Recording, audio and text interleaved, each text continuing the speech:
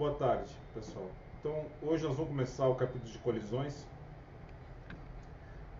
A ideia aqui, então, nesse primeiro vídeo, nessa primeira aula, eu vou falar só de coisas relativamente descritivas, tá? E nas próximas aulas eu vou começar a matematizar o problema de forma mais direta. Bom, então vamos lá. A primeira coisa importante é o que é uma colisão. Colisão é uma interação de curta duração, né? Ou seja, onde atuam forças, em geral, muito intensas, tá? Que estão localizadas no espaço e no tempo. Tá? Então, a colisão é essa interação abrupta, né? Ela ocorre, tem um antes da colisão e um depois. Tá? Em geral, para simplificar o problema, a gente desconsidera qualquer força externa que esteja atuando no sistema, até porque a colisão vai ser um momento onde essas forças internas, essas forças de interação vão ser muito fortes. Tá? E o que vai acontecer? Nós estamos lidando aqui com partículas, né? Então as partículas basicamente vão ter massas e vão ter velocidades, e as velocidades vão mudar devido à interação. Tá? Então é essa a ideia, de alguma maneira eu tenha essas interações. Bom, mas o que eu quero dizer para vocês é que a gente vai poder ter dois instantes, o antes e o depois. Tá? Isso é muito importante porque a gente vai falar agora, porque em alguns casos isso não é muito óbvio, esse antes e depois. Tá? E também essa questão de tempo é relativo à natureza do movimento. Tá? Então, por exemplo, quando eu estiver falando uma colisão do ponto de vista astronômico, isso pode demorar realmente milhões e milhões de anos em alguns casos. Tá? Enquanto eu estou considerando um outro tipo de colisão, pode ser alguns poucos décimos, centésimos de segundo, coisas que o valem. Tá? Então, isso é muito relativo ao movimento, mas a gente consegue localizar isso numa escala de tempo relativamente curta comparado com a propagação do corpo. Bom, que exemplos eu tenho? Então vamos lá, um exemplo bastante banal é um taco batendo em uma bola, tá? Então tem várias opções aqui que vocês podem considerar, seja um taco de golfe, por exemplo, um taco de beisebol, um chute numa bola. Eu posso pensar uma coisa numa outra escala totalmente diferente, como por exemplo um elétron chocando contra um anteparo metálico, né? Então isso é, por exemplo, que é o mecanismo básico de produção de raio-x, o que a gente vai fazer é incidir elétrons, né, que vão se desviar quando chocarem com metal, e isso vai acabar gerando o raio-x, que é uma forma de energia, né, que vai se originar devido à aceleração das cargas. Eu posso pensar um asteroide sendo efetivo pelo campo gravitacional da Terra, por exemplo. Então o asteroide se aproxima da Terra e ele é desviado pelo campo gravitacional e acaba não se chocando com a Terra, por exemplo, ou se chocando. Tá? Então é isso. Uma colisão entre dois carros, um outro exemplo também bastante usual, né? Então eu posso ter uma colisão que vá, sei lá, tanto de frente, de trás, o que for, né? Em relação a isso. Então são vários exemplos importantes aí, de várias áreas, né, que mostram que o conceito de colisão é importante, né. Tem entre muitos outros, né, poderia ter citado aqui, por exemplo, a gente tem aceleradores de partículas gigantes, né, como o do CERN, cujo principal objetivo é basicamente gerar colisões, o maior número possível de colisões entre duas partículas. Bom, entre essas partículas podem haver várias forças. Eu citei algumas aqui, por exemplo, a força gravitacional, a força elétrica, mas pode ter outras, como a força magnética, por exemplo, que são, digamos, forças fundamentais. Eu tenho as misteriosas forças de contato. As forças de contato, elas são forças que parcialmente têm uma origem elétrica, né? E dependendo da situação, ela pode ter uma origem, inclusive, quântica, né? No sentido de que tem interação direta entre os orbitais atômicos, por exemplo, que previne que, digamos assim, dois átomos ocupem o mesmo lugar no espaço. Então, essas forças de contato, em geral, quando a gente está tratando disso, são forças macroscópicas, né? Ou seja, por exemplo, duas bolas de bilhar, por exemplo, a gente não vai tentar modelar qual a forma da força, né? Agora, se eu tenho uma interação, por exemplo, de um elétron com um próton, por exemplo, ou alguma coisa assim, incide um elétron sobre um próton, aí realmente eu vou ter que modelar a força elétrica para calcular a deflexão ou coisas do tipo, né? Força gravitacional é a mesma coisa.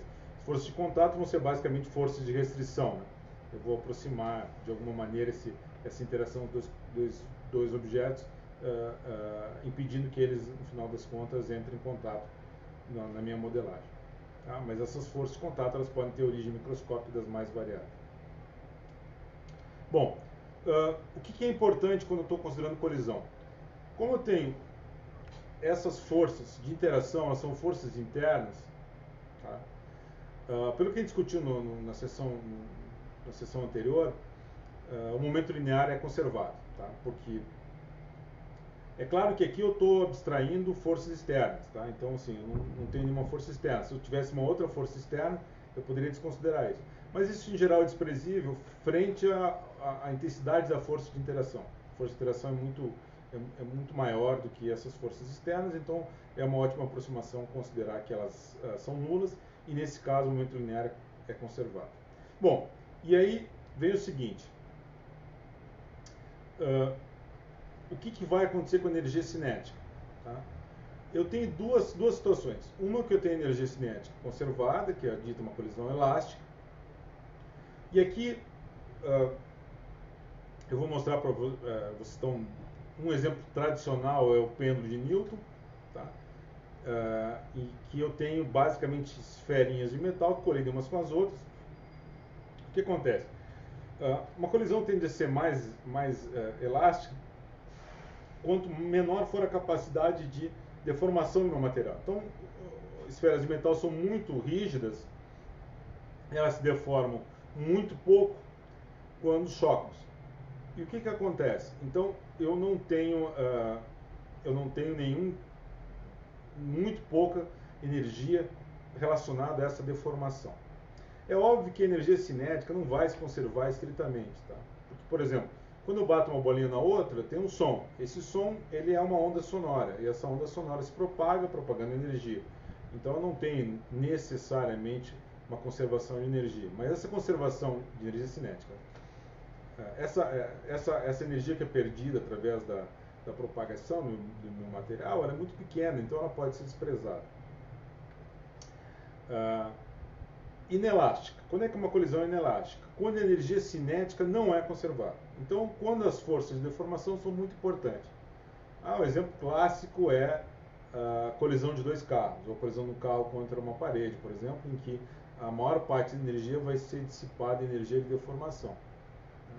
Inclusive, os carros, eles são planejados exatamente para que nos choques eles sofram uma grande deformação. Tá? Para que a maior parte do impacto seja absorvida exatamente pela estrutura do carro e ela não impacte diretamente o motorista, por exemplo, quem está algum passageiro do carro. Tá? Os carros, originalmente, né, a ideia era produzir carros extremamente robustos, né, que as colisões eram mais elásticas possíveis, digamos assim. Então, os carros da década de 60, 70, eles eram estruturas muito rígidas, muito fortes. Né? E quando elas chocavam, quando acontecia uma colisão, a maior parte da energia se propagava. Né? E aí ela acabava matando o condutor, não necessariamente pelo contato do outro carro, mas muitas vezes porque ele batia no próprio carro e acabava se ferindo mortalmente por causa disso. Então, à medida que o tempo foi passando, as pessoas foram percebendo que era importante ser uma colisão inelástica, e isso foi diminuído. Um exemplo clássico também de colisão inelástica é a produção de raio-x. Né? No caso da produção de raio-x, eu tenho a incidência de um elétron e uma boa parte dessa energia é dissipada na forma de energia luminosa, de forma que a minha energia cinética não é conservada. Tá? A parte dela vira radiação luminosa no final do dia. E tem vários outros casos em que isso acaba acontecendo. Isso no mundo da física clássica, digamos assim. Quando eu vou para efeitos quânticos, eu tenho coisas mais complicadas. Então, quando eu choco dois prótons no contexto por exemplo, no acelerador de partículas, eu tenho inclusive criação de partículas, eu tenho variação da massa, eu tenho uma série de questões aí quando esse fenômeno é relativístico. Tá? Então, assim, isso também acontece no contexto da física médica. Né? Quando eu incido radiação, dependendo da intensidade dessa radiação ou da energia que está está sendo irradiado, né, eu posso, por exemplo, ter produção de pares, eu posso ter uma série de fenômenos aí que são não clássicos, né? Então isso pode também tornar essa discussão um pouco mais complexa, né? Bom, beleza, nós não vamos tratar desses casos aqui. Bom, uma coisa importante é o seguinte: eu tenho leis de conservação, né? Então, se é uma colisão elástica, eu tenho a conservação de energia cinética, eu tenho a conservação do momento. E se eu tenho uma colisão inelástica, eu tenho conservação do momento. Mas, assim, para mim realmente prever o que vai acontecer, eu preciso ter algum conhecimento sobre a forma da força, né? Como é que a força se dá, se ela é 1 sobre r quadrado, se é 1 sobre r ao cubo, sei lá, qual é a forma da força, para então prever exatamente qual vai ser os ângulos, qual vai ser as velocidades finais do meu sistema. Bom, eu tenho duas abordagens diferentes para descrever esses sistemas. Uma é a abordagem do laboratório, centro referencial do laboratório. E aí, nesse caso, em geral, para simplificar, eu vou considerar a partícula incidente como velocidade e a partícula alvo em repouso. Tá? E eu vou ter o caso em que uma outra possibilidade, o centro de massa. Nesse caso, o referencial ele não é estático, ele vai acompanhar o centro de massa. Tá? E aí as duas partículas têm velocidade, tá? Porque nesse caso elas vão estar se movendo uma em direção à outra no referencial do centro de massa. O referencial do centro de massa, como a gente vai ver, conduz a uma descrição mais simples do fenômeno. Tá? Ele é mais simples de tratar, mas ele não é o referencial que a gente está, não é o referencial que nós vamos observar o fenômeno, tá? Em geral. Tá? Em geral, raramente o observador vai estar exatamente em cima do centro de massa. Ele vai estar realmente fora do sistema. Né? Então, a gente tem que achar a maneira de transformar uma descrição na outra. Bom, beleza. O que é o problema nessa descrição aqui, nessa aula que nós vamos ter que fazer? Qual é o nosso desafio? O nosso desafio é que eu tenho um grande número de variáveis. Eu tenho duas partículas, né? Então, a partícula incidente, em geral, eu vou denotá-la como 1. A partícula alvo, que eu vou denotar como 2. A velocidade inicial, que eu vou chamar de U. E a velocidade final, que eu vou chamar de V, tá? Eu vou chamar a velocidade inicial de U porque U vem antes de V no alfabeto, tá? Então é por isso. Aqui vocês estão notando que eu estou falando em negrito aqui, né? Então, assim, as minhas variáveis são em negrito porque elas são vetoriais, tá? Bom, então, no caso do laboratório, eu vou usar variáveis sem linha.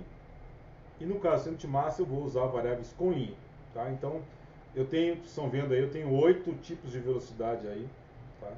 Eu tenho velocidades com linha, sem linha, a velocidade da partícula incidente. Eu tenho realmente um grande número de variáveis. Algumas variáveis importantes são, primeiro, a velocidade do centro de massa, V, que é constante, tá? Porque como o momento total é conservado,